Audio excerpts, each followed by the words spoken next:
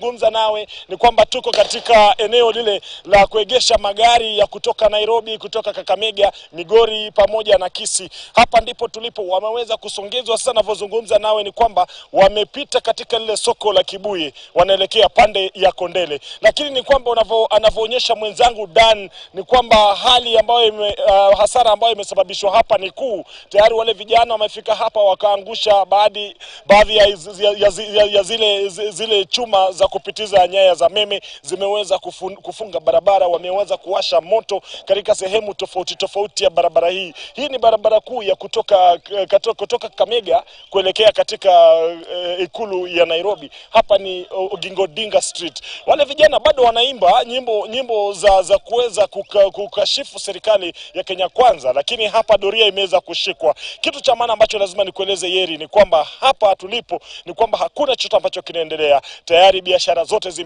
zimesitishwa. Hakuna usafiri wa aina yoyote ambao unaendelea katika kaunti hii na jiji hili hususan la Kisumu. Lakini hawa walinda usalama wamejiweka ange, wamejigawa katika makundi tofauti. Kundi la kwanza limeweza kuwafurusha vijana kuelekea pande ya Kondele, kundi la pili limeweza kuwafurusha kuelekea pande ile ya uwanja wa ndege, kisha kuna kile kikundi kingine ambacho kimewasukuma upande wa Nyamasaria. Ishara tosha kwamba sasa usalama umeweza kudhibitiwa katikati mwa jiji la Kisumu. Lakini ni mambo jinsi yalivyo, vijana bado wapo wanaimba nyimbo za wenyewe wanasema kwamba nyimbo za kizalendo, japo kuna maswali kuhusu uzalendo ambao wao wanauamini na kuimba nyimbo zile. Lakini hali ilivyo ndivyo hivyo iliyopo hapa katika jiji la Kisumu. Tayari kuna zile tear gas ambazo zimerushwa hapa, na vijana wale wanasema kwamba maandamano si maandamano bila zile tear gas. Waliziitisha, sasa wamezipokea, hawapo tena hapa katika barabara za jiji la Kisumu. Lakini ndivyo hali ilivyo, tutakuwa tunapiga bado doria. Tumeshika hapa kusafiri na maafisa usalama kuweza kuwatawanya wale vijana,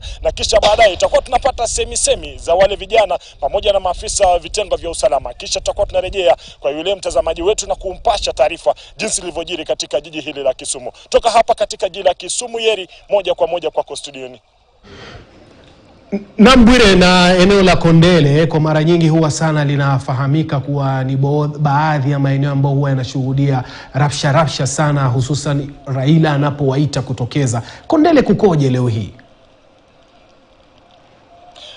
Naam, kwani ninavyosema ni kwamba Kondele imekuwa ikijulikana kama kipimo cha hali ya siasa katika kaunti hii ya Kisumu, hususan na vile katika jiji hili katika taifa hili. Na ni kweli kwamba maandamano yote ya hii leo yalianzia Kondele. Kule ndiko kumeweza kuwashwa moto wa kwanza kabisa, na kule ndiko kumeweza kuzingirwa na kuweza kufunga shughuli zote za usafiri. Hamna yote ambaye anaingia jijini Kisumu na hamna yule ambaye anatoka katika jiji la Kisumu, kwa sababu eneo la Kondele na kuna vile vitongoji duni vya Nyalenda vimekuwa mstari mbele katika ghasia hizi na machafuzi ya uchaguzi. Kwa hivyo leo hali hajakuwa tofauti kabisa, japo ninavyozungumza ni kwamba